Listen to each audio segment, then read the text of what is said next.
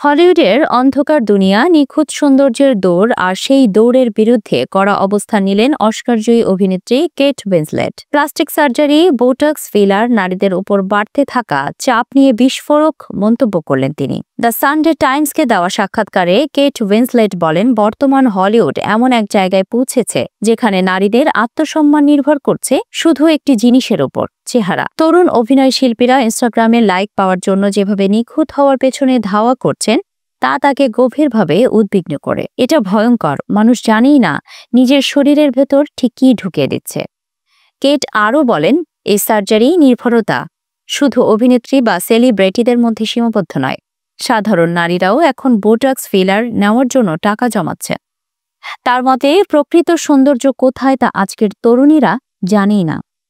Winslet বলেন, তার সবচেয়ে ভালো লাগে যখন তার বয়স বোঝা যায়, কারণ তার পরিচয় সবচেয়ে সুন্দরীরা ৭০ বছরের উপরে।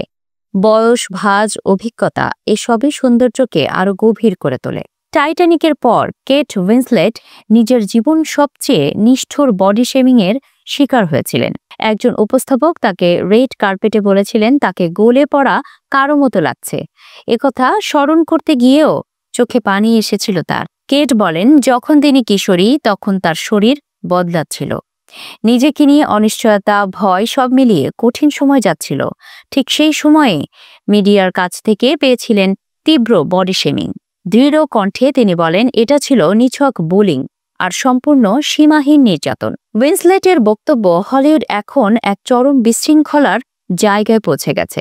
কেউ নিজের মতো থাকতে চাইছেন, আবার কেউ যেভাবেই হোক নিজেকে বদলে ফেলতে চাইছেন। কিন্তু সেই দৌড়ে অনেকে ভুলে যাচ্ছেন স্বাস্থ্য, মানসিক শক্তি, আত্মপরিচয় সবই ঝুঁকির মুখে পড়ে যাচ্ছে।